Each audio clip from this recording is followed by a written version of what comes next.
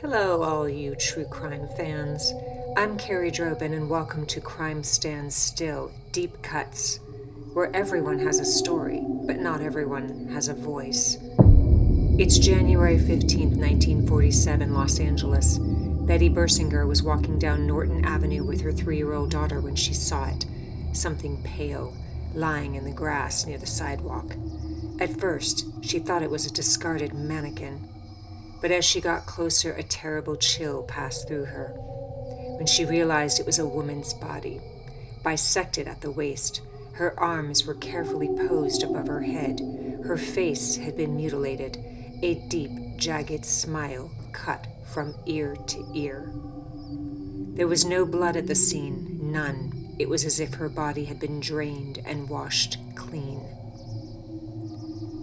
At first, the victim was listed as Jane Doe No. 1, but within days the press would give her another name, the Black Dahlia.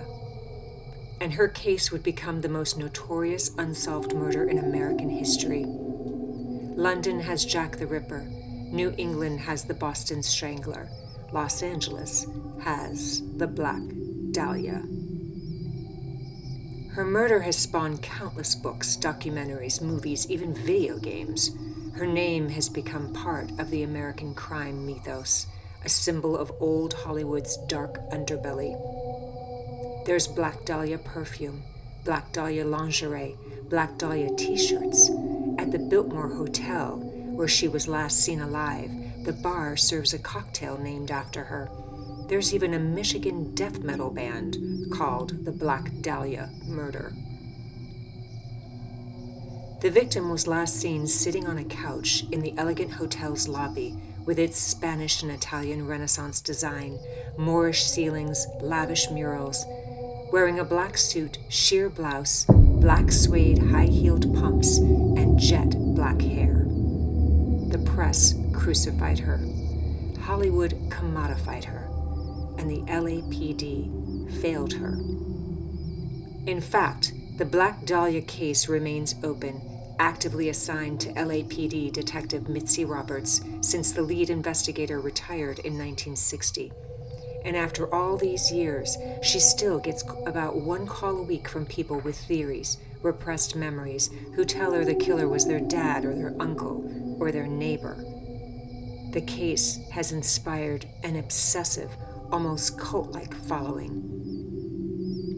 Larry Harnish, one of the most knowledgeable Black Dahlia experts, thinks it's because it's unsolved, it's horrific, and it's classic noir.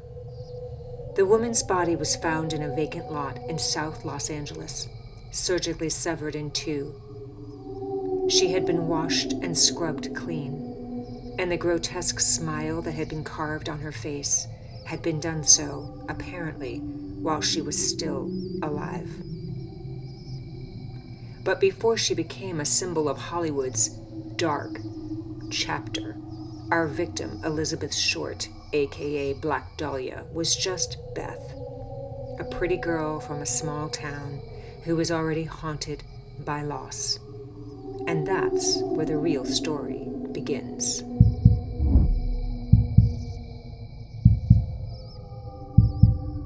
Beth grew up in Medford, Massachusetts, the third of 5 sisters. Her father built miniature golf courses until the Great Depression wiped him out. One day, when Beth was just 6 years old, he left his car parked near a bridge, and the family believed he'd jumped. Years later, he sent a letter to Beth's mother explaining that he had faked his suicide and was actually living in California. He promised to come home, but her mother was done. Beth, too, would later leave Massachusetts for California, chasing a different kind of life. The prettiest of her sisters, people said that Beth was magnetic. You couldn't help but notice her, but there was also something sad about her. Beth had asthma, which made the brutal Boston winters unbearable, so during the war, she headed south first to Florida to escape the cold, and that's where she met Major Matt Gordon Jr., a P-51 pilot stationed in the Burmese theater. Matt Gordon proposed in a letter from overseas, and Beth, of course, said yes. She wrote him 27 letters in 11 days, but 5 days before VJ Day, Gordon's plane went down, and he never made it home, and Beth never recovered. It's easy to paint Beth as another wannabe starlet chewed up and spit out by Hollywood, but that's not who she was. The truth is actually much simpler and far more tragic. She wasn't chasing fame, she was chasing connection. After her lover died, Beth drifted. In the summer of 1946, she moved to Long Beach for one reason, to reconnect with, strangely, another Gordon, another pilot she had dated before the war. They met up, spent some time together, but the romance fizzled. She later wrote to him, "Perhaps Matt was my man. That's why I've been so miserable." It wasn't glamorous. It wasn't noir. Beth wasn't an actress or femme fatale. She was just a young woman, grieving and alone.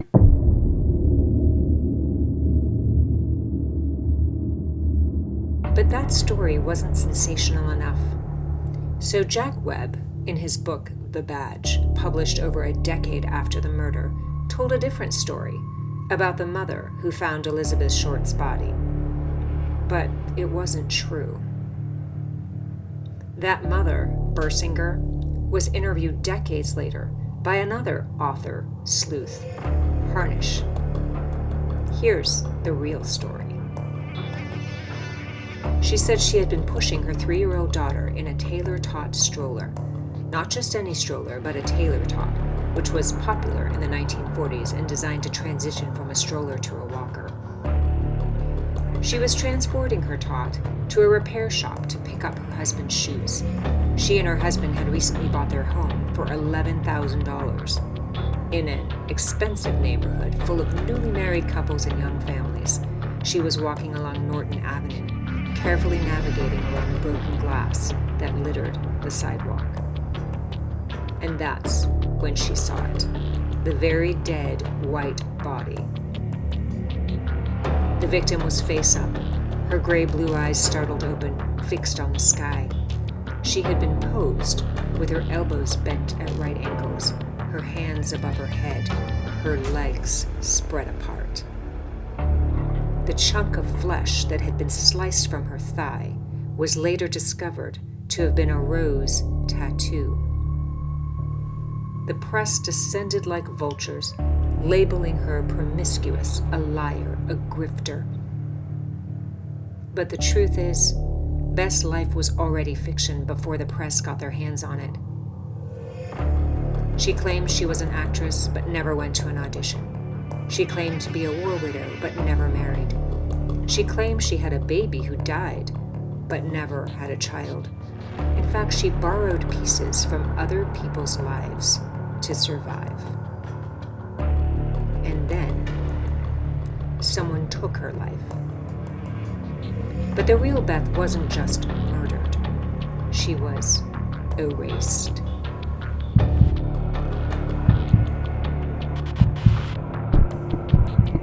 Identifying Elizabeth Short didn't take long. Her fingerprints were already on file because she had applied for a clerk job at Camp Cook during World War II. They also had her prints from an arrest for underage drinking in Santa Barbara. A reporter from the Examiner, Wayne Sutton, used a particularly heartless tactic to gather information about her. He called Elizabeth's mother, Phoebe, and lied. He told her Elizabeth had won a beauty contest, and Phoebe began reminiscing about her daughter's childhood, about her triumphs in school. And when the reporter finally told Phoebe what had really happened to her daughter, she collapsed. The press was ruthless. Reporters beat detectives to several key locations, including a bus station where Elizabeth Short had checked her belongings before her death. The newspaper, The Examiner, informed the LAPD that they would hand over the luggage, but only if detectives opened it at the Examiner's offices.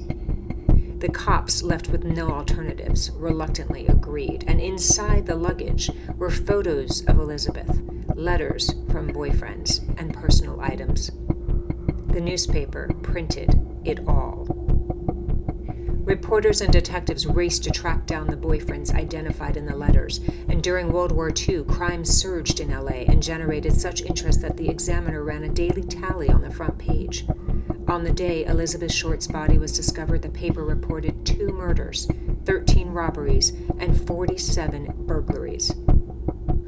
Then, 10 days after Elizabeth Short's murder, the killer himself reached out. An envelope arrived at the newspaper, The Examiner, addressed in letters cut from a page of movie ads.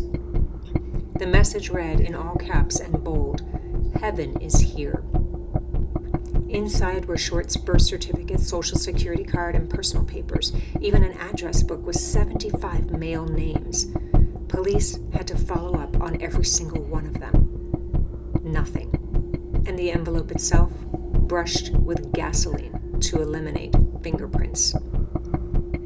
Other letters from anonymous senders who claimed to be the killer were delivered to the LAPD and the newspapers, but they were never authenticated. Detectives were inundated with false confessions and false accusations. A former member of the Women's Army Corps claimed that Elizabeth Short stole her man, so she killed her and cut her up.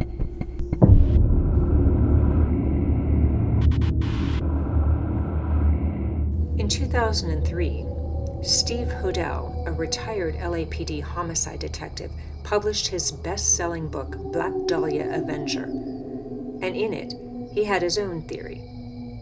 You ready for this? His own father, Dr. George Hodel, murdered Elizabeth Short. Dr. Hodel wasn't just any suspect. He was a wealthy Hollywood socialite, a brilliant physician who ran a venereal disease clinic and partied with actors and bohemians in a house designed by Lloyd Wright, the son of Frank Lloyd Wright. Hodel's life was steeped in glamour and, as Steve would argue, darkness and depravity. Steve's theory began with a photo album he inherited after his father's death. Inside were 2 photographs of a woman he swore was Elizabeth Short. That discovery sent him spiraling down the rabbit hole. Dr. George Hodel was already a man with secrets. In 1949, he was accused of molesting his 14-year-old daughter, Tamar. But during the trial, Tamar accused her father of killing Elizabeth Short. But a psychiatrist testified that Tamar was a pathological liar, and George was acquitted. Then there was the infamous recording. Dr. George Hodel's house had been bugged by the LAPD, and he was caught on tape saying, "Supposing I did kill the Black Dahlia." They couldn't prove it now. But immediately after, he said something else. "I wonder if they're listening to me right now." Was it a confession or a taunt? Steve Hodel didn't stop there. He claimed his father also killed Jean French, the victim in the infamous red lipstick murder. And then he linked him to at least 25 other murders, including the Zodiac killings in Northern California. Stephen Kay, a Los Angeles deputy DA, believed him and said this: "If George Hodel were alive today, I'd file 2 counts of murder against him for the Dahlia and the red lipstick murders." But the LAPD's cold case unit disagreed with Steve Kay's evidence. Those photographs? They said the woman wasn't Elizabeth Short. Short's surviving sister agreed, and the claims of a police cover-up? Not a shred of proof. Critics panned Steve's book. The LA Times called it, quote, "revolting twaddle." The LA Weekly called it, quote, "gobbledygook." But the theory stuck, because Dr. George Hodel was on the LAPD's original list of suspects, and because Elizabeth Short's body had been bisected with surgical precision, a cut so clean it could only have been done by a skilled surgeon. But the Black Dahlia killer? It's never been proven. No confession, no DNA, no hard evidence whatsoever. And in the end, Hodel's theory became less about Elizabeth Short and more about Steve Hodel's own complicated relationship with his father. He said, "I spent my entire career hunting men like my father, and I miss the one in front of me." 78 years have passed since Elizabeth Short was found mutilated in a vacant lot.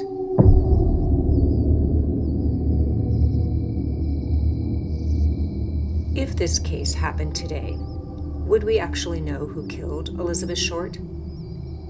Forensic evidence that didn't exist in 1947, such as DNA analysis, advanced fingerprinting, trace blood, fiber analysis, might have cracked the case wide open. Today's crime scene preservation protocols would have prevented contamination. We wouldn't have had reporters traipsing around our crime scene. Tire tracks and footprints would have been documented. And that package sent to the examiner would have been tested for DNA, hairs or fibers that could have been matched to a suspect. Without hard proof, speculation becomes entertainment. John Gregory Dunn fictionalized the Dahlia murder in his 1979 novel True Confessions, which portrayed her as a prostitute. Dunn and his wife Joan Didion wrote the screenplay for the movie version starring Robert De Niro and Robert Duvall. Kenneth Anger's Hollywood Babylon 2, published in 1984, introduced lurid crime scene photos of Elizabeth Short's body to a new generation, reigniting widespread fascination with the case. But was it true? Who knows? James Ellroy, one of America's most famous crime novelists, became obsessed with the Dahlia case after receiving a copy of The Badge as a birthday present from his father. Ellroy was just 11 years old, 8 months after his mother was murdered, when he read the Dahlia section more than 100 times. The case became his way of processing his own loss. He channeled this obsession into his 1986 novel, The Black Dahlia, which suggested that Short had appeared in stag films. The book became a bestseller and was adapted into a widely panned film by Brian De Palma. But I'd like to believe that crime stories are not supposed to be sensational, that they should have a message behind them. They can't just be entertainment.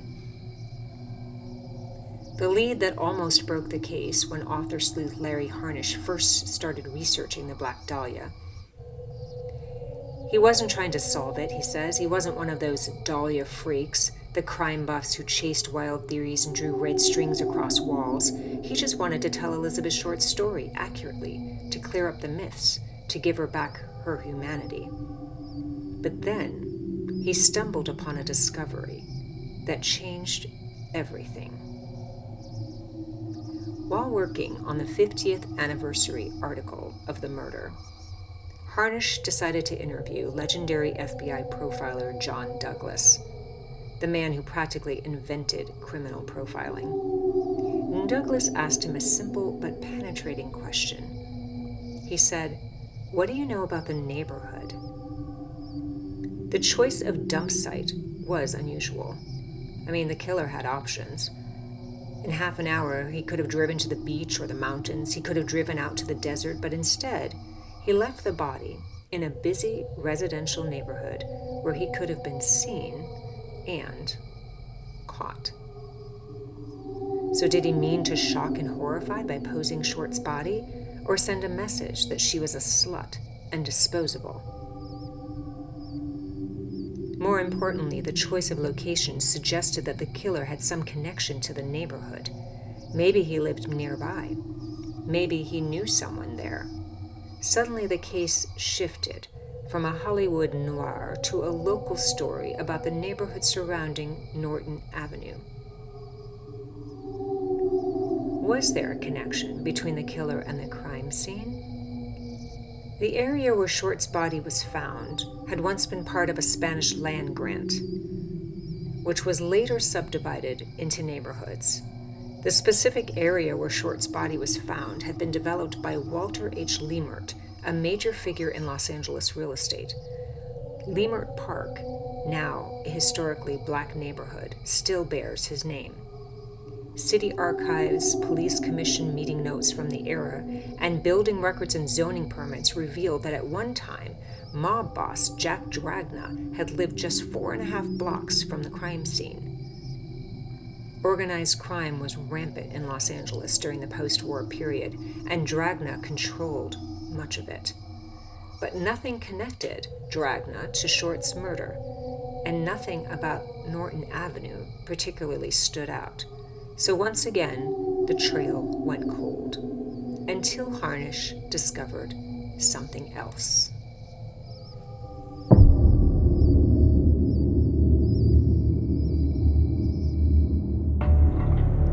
A box, stuffed with photocopies of newspaper clippings, transcript of the coroner's inquest, and random memorabilia related to Short's life. Most of it was junk. But inside was a dim, smudged photocopy of a marriage certificate belonging to Elizabeth Short's oldest sister, Virginia. It had been copied so many times that some of the details were hard to read. The witness's address looked like it might say Norton Avenue, but the copy was too blurry.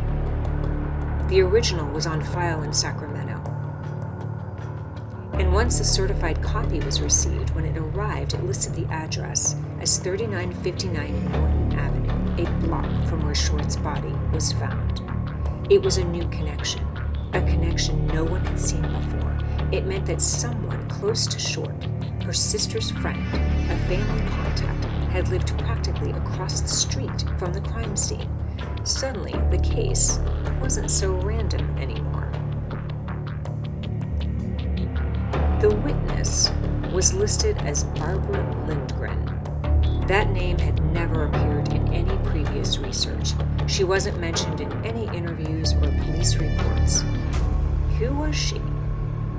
If she was a connection to Elizabeth Short, and Lindgren had ties to the neighborhood, or worse, to someone who lived nearby, it could unravel the entire mystery. The idea that Short's killer knew her personally had always lingered on the margins of the case was something new. The crime had been too intimate, too carefully posed, too precise to be the work of a random thrill killer. John Douglas's profile suggested that the killer wanted Short found, that the killer wanted to send a message. So if Barbara Lindgren was the missing link, it might explain why Short was killed and why her body was left exactly where it was. But who was Barbara Lindgren? The phone directories from the 1940s were no help. The LA Times archives were a dead end. Elizabeth Short's sister and brother-in-law were long dead. There was no one left to ask. That's when Harnish descended into the dim sub-basement of the Los Angeles County Hall of Records. It was like a scene out of Chinatown. Jake Giddey searching through plat books to uncover a real estate conspiracy. Harnish pored over the heavy, crumbling volumes of property deeds and tax records for the 3900 block of South Norton Avenue, working his way through the entries from the 1940s. And then, there it was, 3959 Norton Avenue. The house was listed under the name Ruth Bailey.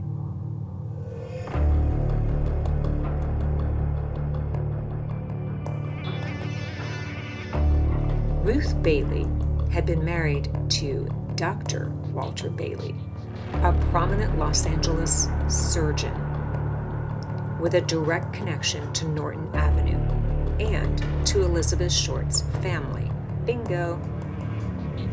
Barbara Lindgren, the witness listed on the marriage certificate, was Ruth Bailey's daughter, which meant that Bailey's wife and Elizabeth Short's sister were socially connected. It couldn't be a coincidence. But why would Walter Bailey murder Elizabeth Short? And who was Dr. Walter Bailey? He'd been one of the most respected doctors in Los Angeles. He'd studied medicine at USC and completed his residency at Los Angeles County Hospital. And during World War I, he had served as a surgeon in France. After the war, he opened a private practice in downtown LA, where he specialized in performing hysterectomies and mastectomies. His office was only a few blocks from the Biltmore Hotel, the last place Elizabeth Short was seen alive. But there's more. Bailey had left his wife Ruth and his family in 1946, the year before Short was murdered, for a younger female physician named Dr. Alexandra Partika. According to court records, Bailey had rewritten his will before his death, disinheriting Ruth at Partika's insistence. Ruth claimed in a lawsuit that Partika had blackmailed Bailey, threatened to expose some dark secret unless he left his family for her. A copy of Bailey's contested will listed the contents of his office, down to the serial numbers of his typewriters and the names of his creditors, but it also included something chilling: a collection of surgical films. Bailey and Partika used to eat dinner together in his office while watching surgery films. I mean, that's off the charts weird, right? Retired doctors who had worked with Bailey all agreed that toward the end of his life, Bailey had changed. His colleagues and relatives were disturbed by his personality shift. He became angry, unpredictable, and volatile, paranoid about being exposed. Exposed for what, though? Bailey's death certificate revealed something even more intriguing. One of the listed causes of death was encephalomalacia, a structural lesion in the brain, softening of brain tissue caused by trauma or illness. It turns out the location of the lesion and the cause, as well as when it occurred, could have a significant impact on behavior, including bizarre violence. Bizarre violence? A surgeon with a neurological impairment whose personality changed, living just blocks from the crime scene. That's not nothing. And according to experts, the Black Dahlia mutilation had all the hallmarks of a one-time killer. I think he did it, Harnish said years later. I don't have a smoking gun, but I do have a scalpel. Whoever killed the Black Dahlia positioned her body the way a surgeon would on an operating table. And Bailey didn't just want to kill her. He wanted everyone to see it.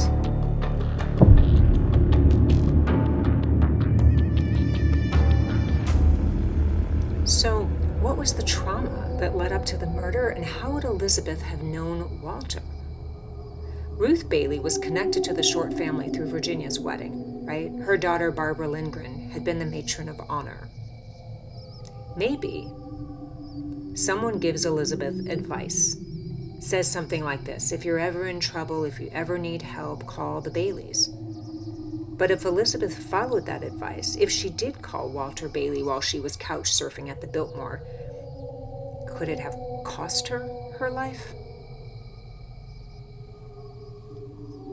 Here's a little known fact. Walter Bailey had a son. In 1920, Bailey's son was riding his bike when he saw his younger sister stepping off the sidewalk into traffic. He rode toward her to protect her and was hit by a truck. He died instantly. Dr. Bailey was devastated. The accident haunted him for the rest of his life. And Ruth Bailey had been the one responsible for watching the children that day. Bailey never forgave her. Could that have been the source of Dr. Bailey's rage? Bailey's son died on January 13, 1920.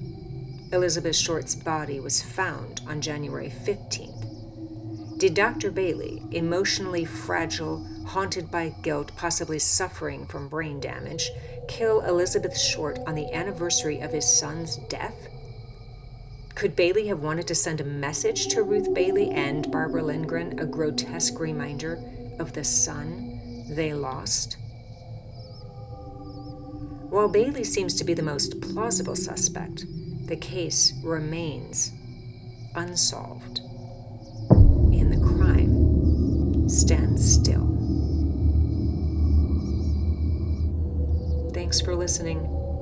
If you liked what you heard, please like, share, and subscribe to my channel. It helps me grow and bring you more cases like this. And Until then, stay tuned.